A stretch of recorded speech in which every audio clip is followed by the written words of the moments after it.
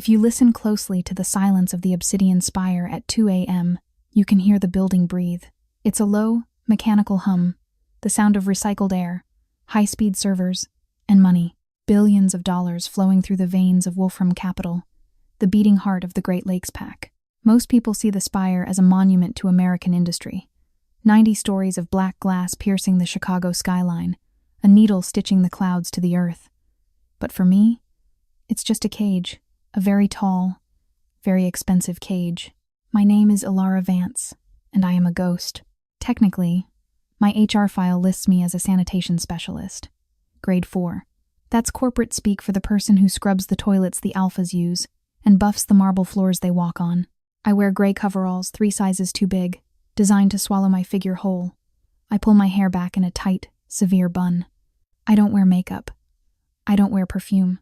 I smell like industrial-grade lemon antiseptic and invisibility. That's the goal, anyway. Invisibility. Because in a world ruled by wolves, by apex predators in bespoke suits, survival is a matter of not being seen. To be noticed is to invite pain. I push the heavy floor buffer across the lobby's expanse. The machine hums, a vibration that rattles up my arms and settles in my teeth. Left, right, left, right. The rhythm is my meditation. It keeps the noise out. See, I'm not just a janitor. In the hierarchy of the pack, I am something lower than an omega. I am a latent, a defect, a genetic dead end in a species obsessed with power and lineage. I have no wolf. I have no shift. When the full moon rises over Lake Michigan, my bones don't break and reshape. I just get a migraine. But that's the lie I tell the world. That's the lie that keeps me alive. The truth is complicated. I pause the buffer near the security desk, wiping sweat from my forehead with a gloved hand. I reach into my pocket and pull out a small, orange pill bottle. No label, just black market suppressants I buy from a guy behind a dumpster in Wicker Park. I dry swallow 2 of them. They taste like chalk and ash. I need them. Because I'm not empty. I'm not wolfless. I am a void. To the heightened senses of the wolves around me, I don't just smell like a human. I smell like nothing. A vacuum in the air. A gap in the frequency of the universe. It makes them nauseous. It makes their inner beasts pace and whine, unsettled by a creature that defies the natural order. And beneath that nothingness, beneath the gray coveralls and the suppressants, there is a monster. I close my eyes for a second, leaning against the cold handle of the buffer. The memory is always there, lurking behind my eyelids. 10 years ago. The fire, the screams of my parents as they shoved me into the crawl space. They died protecting me. They died because of what I am. I visualize my chest. Inside, right where my heart should be, I picture a nuclear reactor. It's massive, unstable, and glowing with a terrifying, white-hot heat. It is a sleeping hurricane inside a glass jar. And every single day of my life, every hour, every second, is spent maintaining the containment field. Cool the core. Keep the rods down. Don't let it breach. If I get too angry, the lights in the break room flicker. If I get too scared, the temperature in the room drops 10 degrees. So I take the pills. I keep my head down. I scrub the floors until my hands are raw and cracked. I let the chemicals eat away at my skin because the pain is grounding. The pain reminds me that I am human. Just human. Because if the reactor ever melts down, if the chains break, I don't know what will come out. But I know it won't be a wolf. It will be something that could shatter this world. Vance. The sharp bark of a voice snaps me back to reality. I flinch, gripping the buffer handle so hard the plastic creaks. I turn around. A security guard, a low-level enforcer named Gary, is staring at me from the elevator bank. Breaks over. Defect. The announcement just came down from the penthouse. You need to clear the lobby. Now. It's 2:15 a.m., Gary, I say, my voice raspy from disuse. I have half the floor left. I don't care if you have to lick it clean, he sneers, adjusting his belt. The audit isn't next week anymore. He's landing in 2 hours. My blood runs cold. The chill that lives in my bones intensifies. He? I ask, though I already know. The apex, Gary says. And even he, a grown man with a gun, shudders when he says the name. Kaelen Riker is coming. Panic is a contagious disease. And within minutes, the obsidian spire is infected. Kaelen Riker, the the CEO of Wolfram Capital, the High King of the North American territories. They call him the Apex, but that feels like too small a word. He is the alpha of alphas. The stories they tell about him in the break room are the stuff of nightmares. They say he united the warring corporate packs through hostile takeovers and brutal physical dominance. They say he hasn't smiled in a decade. They say his wolf is a prehistoric beast, a creature of shadow and death that barely tolerates its human skin. He is coming here, to Chicago, to my building, and he is known for one thing above all else. He destroys weakness. He sniffs out rot and cuts it away, an alpha of that magnitude. He isn't like the local management. He will see right through me. His power will press against my shields, and he will feel the reactor humming beneath my skin. He will see me as an anomaly, a threat, an abomination. I have to hide. I have to disappear. I move frantically, pushing my cart toward the service elevators. My heart is hammering against my ribs like a trapped bird. I just need to get to the basement.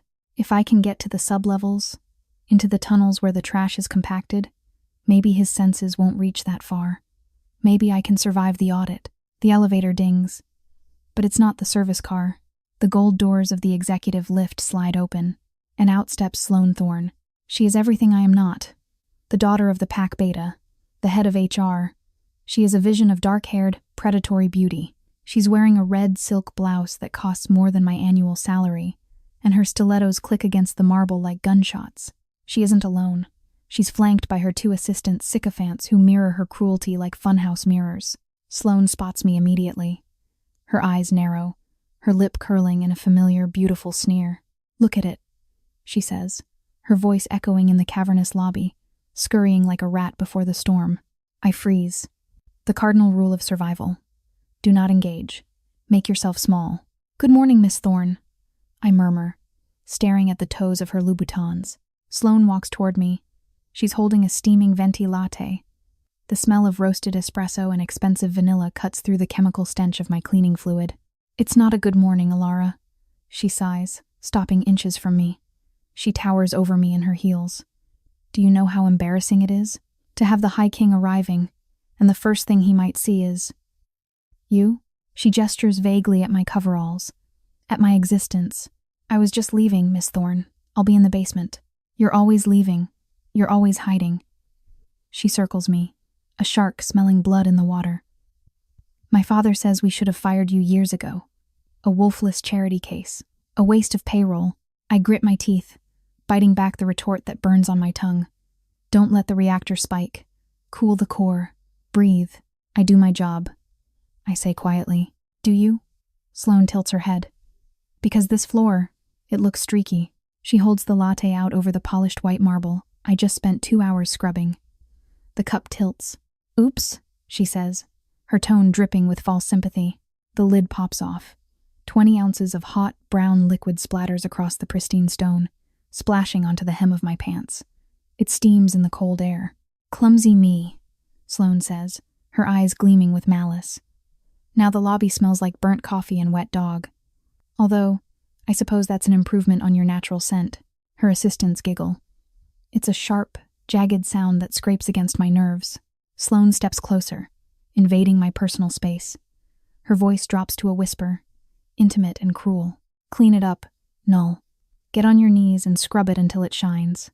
Because if the Apex smells your failure, if he sees a single smudge..." She smiles, showing perfect, white teeth. "I won't have to fire you. He'll tear you apart himself." She turns on her heel and walks away, the click-clack of her shoes retreating toward the security desk. I stand there, shaking. Not from fear, not anymore, but from rage. Deep inside the void of my chest, the chains rattle. The reactor flares. A pulse of heat, white and blinding, surges up my spine. The lights in the lobby flicker once, twice before buzzing back to steady hum. Sloane doesn't notice, but I do. I look down at the spill. I look at my reflection in the puddle of coffee. A gray, tired girl with eyes the color of a stormy sky. I have to clean this up. I have to disappear, because the king is coming, a tidal wave of lethal power, and I am standing on the shore, waiting to be erased. The change in the obsidian spire didn't start with a sound. It started with the air itself. I was halfway to the service elevators, dragging my heavy cart of cleaning supplies, when the pressure in the building dropped. It wasn't just the air conditioning kicking into overdrive, it was something primal, a sudden, biting chill that seeped through the thin fabric of my coveralls and settled deep in my marrow. The fine hairs on my arms stood up, not from cold, but from a biological warning signal that every prey animal knows instinctively. A predator is here. Outside the floor-to-ceiling glass walls of the lobby, the cavalcade arrived. It wasn't a subtle entrance. A procession of 10 matte black SUVs tore down the street, moving with a synchronized lethal grace that made the Chicago traffic look chaotic by comparison. They screeched to a halt at the curb, flanking the entrance like a military blockade. The doors flew open, and the elite guard spilled out. These weren't the rent-a-cops we had at the front desk. These were monsters in human skin. They were massive, clad in tailored black tactical suits that did nothing to hide the sheer density of their muscle. They moved with a fluid, predatory efficiency, scanning the perimeter with eyes that didn't blink. They made the local pack warriors look like clumsy amateurs playing dress-up. I should have run. My instincts were screaming at me to drop the cart and sprint for the basement. But I was frozen, paralyzed by the sheer weight of the presence that was about to step through those revolving doors. Then, he appeared. Kaelen the Apex Riker was not just a man. He was a monument carved from granite and fury. He was immense, well over 6.5 feet tall, with shoulders so broad they seemed to block out the harsh fluorescent lights of the entryway. He wore a bespoke Italian suit that cost more than my entire life's earnings. But it looked fragile on him like wrapping paper trying to contain a stick of dynamite. His hair was as black as a starless night, swept back from a face that was a mask of harsh, unforgiving beauty. A long, jagged scar ran from his temple down to his jaw, a stark white line against his tanned skin that whispered of violence survived and violence delivered. But it was his eyes that stopped my heart. They were the color of molten amber, glowing with an inner light that spoke of an ancient, feral power barely contained within his human form. When he stepped into the lobby, the silence was absolute. The wind outside seemed to die. The hum of the servers vanished.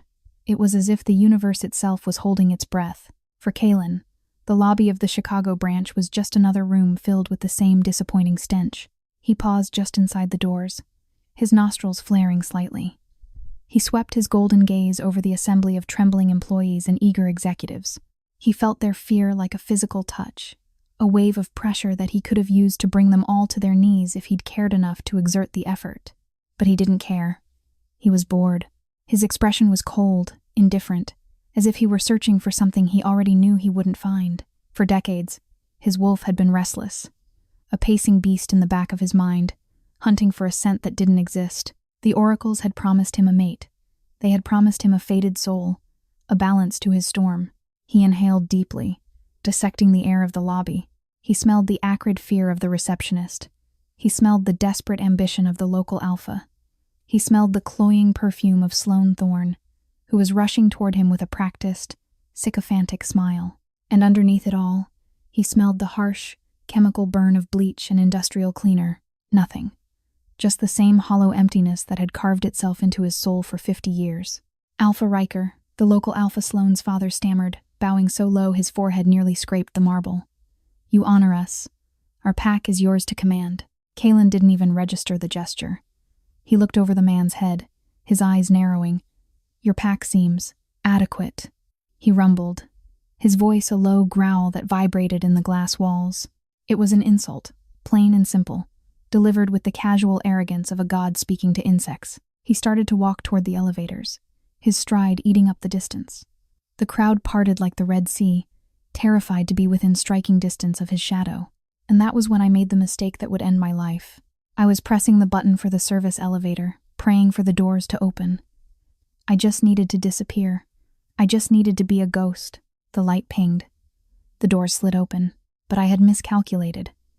In my panic, I hadn't realized that the service bank had been overridden for the VIP arrival. The doors didn't open to an empty shaft.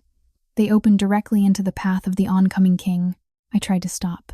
I tried to yank the heavy cart back, but the wheels caught on the lip of the elevator track. I stumbled, my boots losing traction on the slick marble I had just polished. I lurched forward, the cart swinging wildly. "Watch out!" someone screamed. I crashed right into the flank of the elite guard. The impact sent me sprawling. My cart tipped over, spilling rolls of paper towels and spray bottles across the path of the most dangerous predator on the continent. I hit the floor hard, my hands scraping against the stone. I scrambled backward, my heart hammering a frantic drumbeat of pure terror against my ribs. Silence. Horrified. Absolute silence. Sloane was there in an instant, her face twisted in a mask of outrage. "You clumsy, useless thing," she hissed, her voice dripping with venom. "I told you to clear the floor." She kicked at my supplies, sending a bottle spinning toward Kaelen's feet. "Apologies, Alpha Riker," she cooed, turning her attention to him, her tone shifting instantly to false sweetness. "Just some trash from the basement. I'll have security remove it." I kept my head down, my chin nearly touching my chest. "Don't look up. Don't look up. Maybe he won't see you." I reached out a trembling hand to grab a file folder that had slid out of the trash cart, something I needed to hide before they saw it was a discarded personnel file. At the same moment, Kaelen took a step forward, ignoring Sloane entirely. My hand brushed against the fabric of his trouser leg. Just a graze. A fleeting, accidental touch. Time didn't just stop. It shattered. A jolt, like a bolt of pure, concentrated lightning, shot up my arm and slammed straight into my core. It hit the nuclear reactor in my chest, the cage I had spent 10 years reinforcing, and for the first time in a decade, the containment field failed. A link in the chain snapped. Boom. The overhead lights in the lobby blew out. All of them. Glass shattered in the fixtures above us, raining down dust. For a split second, the only light in the room was the blue arc of static electricity that jumped between my skin and his suit. And then, the smell hit him. For 50 years, Kaelen had lived in a world of muted gray smells. But now, the world exploded into color. The scent of bleach vanished. In its place, a fragrance of impossible beauty flooded his senses. It was winter jasmine and fresh snow, with an undercurrent of something ancient and celestial, like fallen starlight. It was the scent of the moon itself. It was the scent his soul had been screaming for. His wolf, a monstrous, pitch-black beast, rose within him, roaring a single, possessive word that shook the foundations of his mind. "Mine." His head snapped down. His molten gold eyes locked onto me. I looked up, gasping for air. I saw the change in him. The bored indifference was gone, replaced by a feral, focused intensity that was 1,000 times more terrifying. It was the look of a predator that had just found its prey. He knew. He felt the power I was hiding. He felt the monster in the cage. Panic, cold and sharp, pierced through me. I didn't wait for him to speak. I didn't wait for the execution. I yanked my hand back as if burned. I scrambled to my feet, slipping on the debris. I didn't care about the job. I didn't care about the cart. I just ran. "Wait!" Sloane shouted, but her voice was distant, muffled by the roaring in my ears. I sprinted for the stairwell door, shoving it open with my shoulder and diving into the darkness of the concrete shaft. I ran on pure, unthinking instinct. Behind me, in the darkened lobby, Kaelen didn't move. He stood frozen in the center of the chaos, the dust of shattered light bulbs settling on his shoulders. He didn't chase me. He didn't have to. A low, dangerous growl rumbled in his chest, a sound that promised the hunt had only just begun. He watched the door swing shut behind me, his golden eyes burning in the dark. He had found her, and he would burn the city to the ground before he let her go again. There is no darkness deep enough to hide a star that is trying to ignite. I made it to the sub-basement. I wedged myself into the furthest corner of the boiler room, behind a labyrinth of rusted pipes and hissing steam valves. I curled into a ball, my knees against my chest, trying to make myself smaller than the atoms in the air. I squeezed my eyes shut and focused on the reactor in my chest. "Cool down," I begged it. "Power down. Go back to sleep." But the chain was broken. The accidental touch in the lobby had been a key turning in a lock that had been rusted shut for 10 years. The hum under my skin wasn't a hum anymore. It was a vibration, a frequency that made my teeth ache and the shadows around me warp. I didn't have to wait long. They didn't come with questions. They came with boots. The steel door to the boiler room exploded inward. 2 of the elite guard filled the frame, their silhouettes backlit by the harsh hallway fluorescence. They didn't sniff the air. They walked straight to me. They tracked me not by scent, but by the disturbance I was causing in the atmosphere, a static charge that made the hair on their arms stand up. "Found the rat," one of them grunted into his comms. I didn't fight. There is no point in fighting a mountain. Rough hands grabbed the collar of my coveralls. I was hauled to my feet, my boots barely skimming the concrete as they dragged me out. I wasn't a person to them. I was a broken piece of equipment, a glitch in the system that needed to be formatted. "Please," I whispered, the words scraping my throat.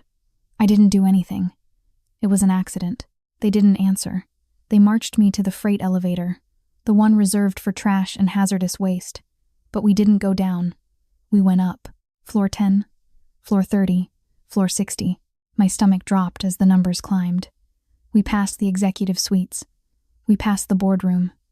We kept going until the elevator hit the roof, the penthouse level, the grand ballroom. The doors chimed a cheerful, incongruous sound and opened onto a world that wasn't meant for people like me. The sensory assault was immediate.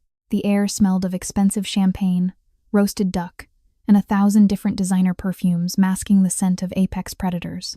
The room was a sea of black ties and silk gowns, a kaleidoscope of wealth and power swirling under crystal chandeliers that cost more than the neighborhood I grew up in. The Great Lakes Pack's elite had gathered to welcome their king. They were laughing, drinking, politicking, and then I was thrown into their midst. The guards didn't escort me. They hurled me. I landed hard on the polished parquet dance floor, sliding a few feet before coming to a stop at the center of the room. The music cut out. The laughter died. A hush fell over the ballroom, heavy and suffocating. Hundreds of eyes turned toward me. I could feel their judgment like physical weight. I was a stain on their perfect evening, a girl in filthy, oversized gray coveralls, smelling of fear and the dank humidity of the boiler room, sprawled out in the middle of their sanctuary. I tried to scramble up, to run, but a stiletto heel slammed down on the fabric of my sleeve, pinning me to the floor. I looked up. Sloane Thorne stood above me. She had changed into a dress of crimson silk that looked like fresh blood under the lights. She held a microphone in one hand, her other hand resting on her hip. She looked like a goddess of war. She looked like my executioner. "Ladies and gentlemen," Sloane's voice boomed through the speakers, smooth and practiced. "My apologies for the interruption, but it seems we have a pest problem." A ripple of laughter went through the crowd. It wasn't warm. It was the sound of jackals yipping at a wounded deer. "This," Sloane gestured to me with the mic, "is Elara Vance, our resident charity case. The latent we allowed to scrub our toilets out of the kindness of our hearts." She leaned down, her face close to mine, her eyes glittering with a manic, cruel light. "But it seems charity is wasted on the soulless, isn't it?" She straightened up, addressing the room again. "Tonight, this creature attacked our High King." Gasps echoed through the hall. The mood shifted instantly from amusement to hostility. "She caused a power surge that threatened the security of this entire building." Sloane lied, her voice rising with righteous indignation. "She tried to sabotage the arrival of the Apex. And why? Because she is a null, a void, a creature with no wolf, no loyalty, and no soul." "I didn't," I cried out, struggling to pull my arm free from her heel. "I tripped. It was an accident." "Silence," Sloane snapped. She kicked me in the shoulder, flipping me onto my back. "You are a spy," she declared, weaving a narrative that would justify what she was about to do. "Or an assassin. You carry suppressed tech, don't you? That's how you blew the lights. That's why you smell like nothing. You're hiding something." She looked at the crowd, feeding off their energy.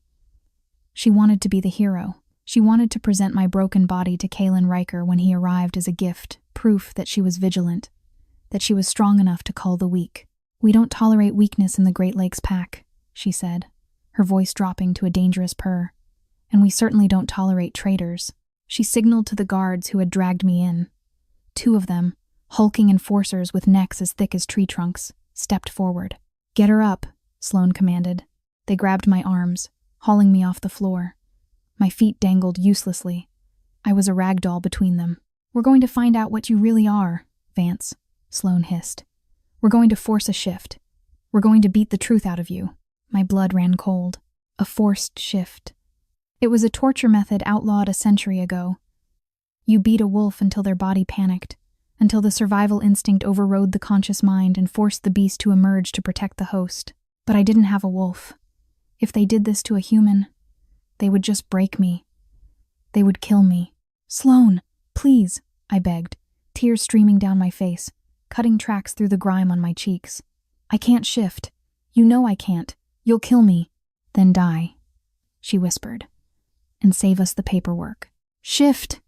Sloane screamed, her composure cracking, revealing the sadist underneath. Show us the pathetic cur you're hiding. She nodded to the guard on my right. He didn't hesitate. He drove a fist into my stomach. The air left my lungs in a violent whoosh. I doubled over, retching, but they held me up. Again, Sloane ordered. The second blow caught me in the jaw. My head snapped back. I tasted copper. The room spun a blur of crystal lights and laughing faces. They were enjoying this. To them, I wasn't a person. I was entertainment. I was a stress ball for their collective anxiety about the king's arrival. She's still resisting, Sloane sneered. Harder. The guard on my left released my arm and delivered a brutal, punishing kick to my ribs. Crack. The sound was loud enough to be heard over the murmur of the crowd. A rib snapped. A jagged lance of white-hot agony shot through my chest. And that was it. The pain didn't just hurt. It severed the connection to my brain. It smashed through the mental walls I had built. It hit the reactor. Core breach. Containment failure. I stopped screaming. I stopped crying.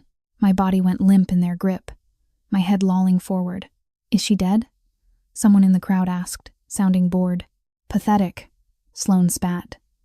She stepped closer, raising her hand to strike me herself.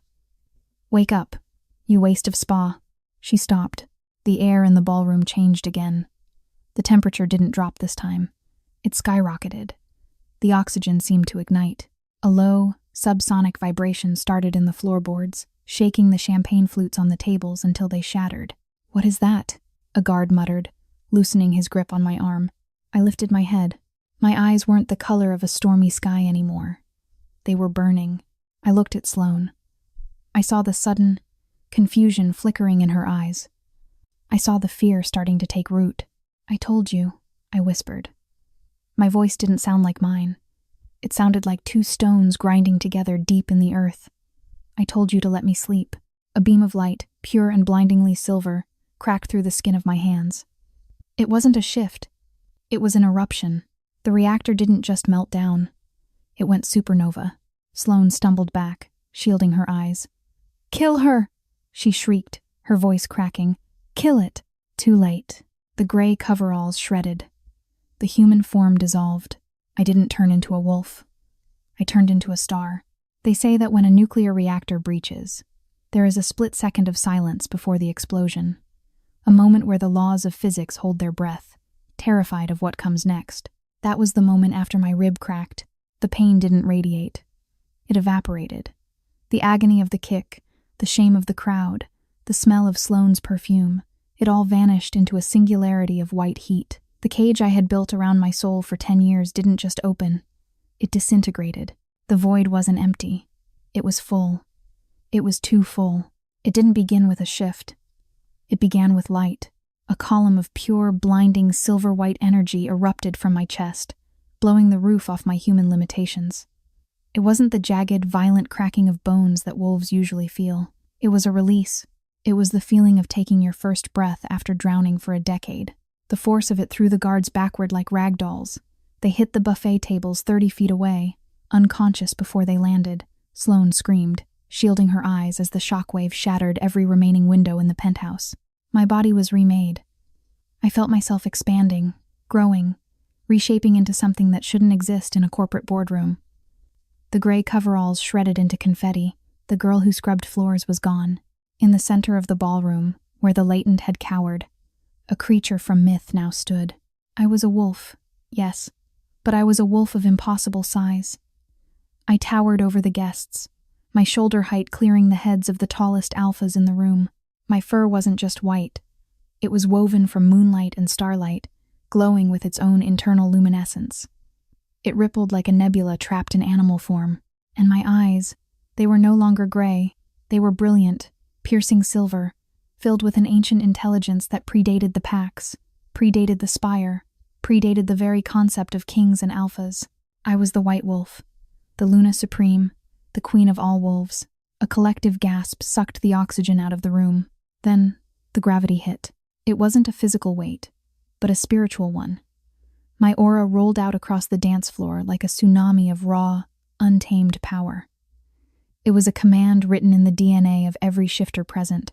Submit. It wasn't a choice. It was a biological imperative. The CEOs, the shareholders, the warriors, men and women who controlled billion-dollar empires collapsed. They slammed face first onto the parquet floor, as if struck by a giant's fist. Alpha Thorne, Sloane's father, fell to his knees, gasping for air, his own wolf whining in submission before a power he couldn't comprehend. Sloane was the last to fall. She stood there, trembling, her face ashen, her mind refusing to process what she was seeing. She looked up at me, at the vermin she had tortured, and saw a god. Her legs gave out.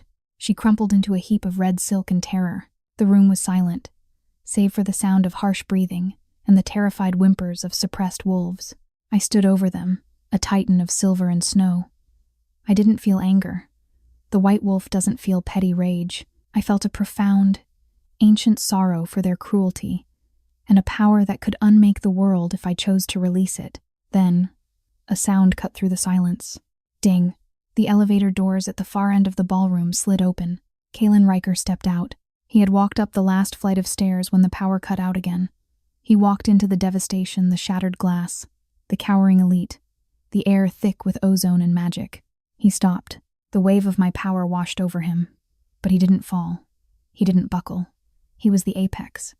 His own wolf met my aura not with submission, but with a roar of triumphant recognition. Mate. Queen. He stared at me, his molten amber eyes wide, reflecting my own silver light. His heart, which he had thought long dead, a stone in his chest, began to hammer a frantic rhythm. He saw the monster I had hidden. He saw the nuclear reactor, and he didn't look afraid. He looked relieved. He looked at the crowd groveling on the floor, the insects who had dared to harm me and then dismissed them entirely. His focus was solely on the magnificent creature standing amidst the wreckage. The pack held its breath. They expected a battle. They expected the apex to challenge this intruder, to fight for dominance in a clash of apocalyptic scale. Instead, the unthinkable happened. Kaelen Riker, the man who owned half the continent, the man who never bowed to anyone, slowly unbuttoned his suit jacket. He didn't shift. He didn't attack. He lowered his massive frame. He dropped to one knee. He bowed his head before me. It was an act of reverence so profound it shattered every known law of our society. The alpha of alphas was acknowledging me as his superior, his equal, his goddess. Finally, he whispered, the word carrying across the silent room like a prayer. I found you. I looked down at him. The rage of the wolf quieted, replaced by a curiosity that felt like gravity pulling me forward. I took a step, then another. My massive paws made no sound on the floor. I reached him, towering over his kneeling form. I lowered my great head and nudged his shoulder with my muzzle. A spark jumped between us, not the violent shock from the lobby, but a warm, humming connection, a tether. He smelled of pine, ozone, and safety. He smelled like the only thing in the world that could hold me without breaking. He was my anchor. The white wolf looked at him, accepting his submission, accepting his devotion. A silent communication passed between us, a promise of shared destiny. I closed my eyes. The blinding light flared one last time, then contracted. The fur receded. The massive form flowed back into the shape of a woman. I stood there, shivering, the adrenaline crashing out of my system. I was naked, vulnerable, stripped of the coveralls and the lies. Kaelen didn't hesitate. He didn't look at my body with lust. He looked at me with a fierce, protective pride. He was on his feet in a blur of motion. Before the crowd could even dare to lift their heads, he wrapped his suit jacket around my shoulders, pulling it tight. It was warm. It smelled like him. He pulled me into his chest, his arms locking around me like iron bands. He buried his face in my neck, inhaling deeply, grounding himself in the fact that I was real. I have you, he growled into my hair, his voice rough with emotion. I have you, and I am never letting you go. He turned then. He didn't let go of me. He kept me tucked against his side, shielded from the world. He looked out at the room of kneeling wolves at Sloane, at her father, at the people who had treated his queen like garbage. His eyes were no longer just glowing. They were burning infernos. The awe was gone, replaced by a cold, lethal promise of retribution.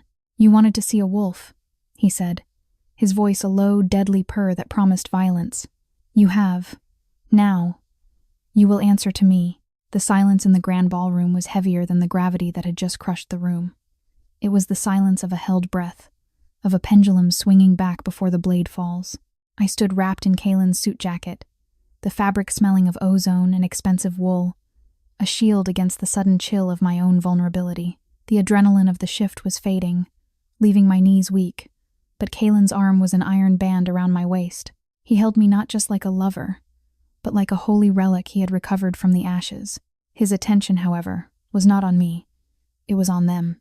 Sloane Thorne and her father, the Alpha of Chicago, were still on the floor. They were trembling, stripped of their arrogance, reduced to shivering prey before the ultimate predator. Kaelen's voice, when it came, was a low rumble that vibrated through the soles of my feet. It wasn't a shout. It was a death sentence delivered in a whisper. "You struck my heart," he said, his golden eyes burning with the cold fire of a supernova. "You looked at the soul of your queen, and you saw trash. You saw a target." He took a step forward, dragging the terrified gaze of the room with him. "I have spent 50 years searching for the other half of my soul," he continued, the rage bleeding into his voice, raw and terrifying. "And when I find her in rags. I find her bleeding. I find her beneath the boot of a spoiled child and a negligent alpha." Sloane sobbed, a pathetic, broken sound. "My king, please. We didn't know. She was just a janitor. She was a null." "She is the moon!" Kaelen roared, the sound shattering the remaining tension in the room. "And you broke her." He looked down at me then, his expression softening instantly from demon to guardian. He brushed a strand of hair from my face, his touch agonizingly gentle. "My queen," he said, his voice carrying to every corner of the devastated hall. "The law of the Pax is clear. They have committed treason against your person. Their lives are forfeit. Justice is yours to dispense." The room waited. The execution seemed inevitable. The guards were already reaching for their weapons. I looked at Sloane. I saw the girl who had tormented me for 3 years, the girl who had made me feel small, who had called me a ghost, a rat, a waste of space. I saw her father, who had allowed it to happen because it was convenient to have free labor. I felt the white wolf inside me. She was calm now, a vast, snowy landscape of peace. She didn't want their blood. Blood was messy. Blood was temporary. I didn't want to be like them. I didn't want to start my reign with a massacre. I cleared my throat. My voice was raspy, still recovering from the scream of the transformation, but it cut through the silence like a diamond cutter. "No," I said. Sloane blinked, confused hope flaring in her eyes. "I don't want their blood, Kaelen," I said, looking up at him. "Death is too easy. It's over in a second." I turned back to Sloane. I walked toward her, the crowd parting, heads bowed so low they were practically kissing the floor. "You wanted me to be invisible, Sloane," I said softly. "You spent years trying to erase me. You told me to disappear." I leaned down, my face inches from hers. Her mascara was running, ruining the perfection she prized so highly. "I am granting your wish, but not for me." I stood up, my voice gaining strength, echoing the celestial authority of the white wolf. "Sloane Thorne, Alpha Thorne, you are hereby stripped of your rank. You are stripped of your titles, your assets, and your names." A gasp went through the room. To a wolf, losing your pack is worse than death. It is a spiritual amputation. "You will leave the obsidian spire tonight," I commanded. "You will take nothing but the clothes on your backs. No trust funds, no corporate cards, no protection." I pointed to the shattered windows, to the dark, sprawling city beyond. "You are banished to the outlands," I said. "You will not be alphas. You will not be betas. You will be nothing." Sloane stared at me, her mouth opening and closing in horror. She would have to survive on the streets. She would have to work. She would be vulnerable. "You treated me like a ghost," I whispered, the finality of the sentence hanging in the air. "Now, you can live as one." Kaelen nodded, a grim smile of satisfaction touching his lips. He gestured to his elite guard. "Get them out of my sight," he growled. "If they are seen within city limits by sunrise, kill them." As they were dragged away, screaming and begging, I didn't watch. I turned back to Kaelen. He pulled me into his arms, burying his face in my neck, breathing in the scent of jasmine and justice. The nightmare was over. The reign of the Silent Queen had begun. 6 months later. The wind off Lake Michigan is different when you're standing at the top of the world. It doesn't bite anymore. It kisses. I stand on the balcony of the obsidian spire, looking out over the city that used to be my prison. I'm not wearing gray coveralls.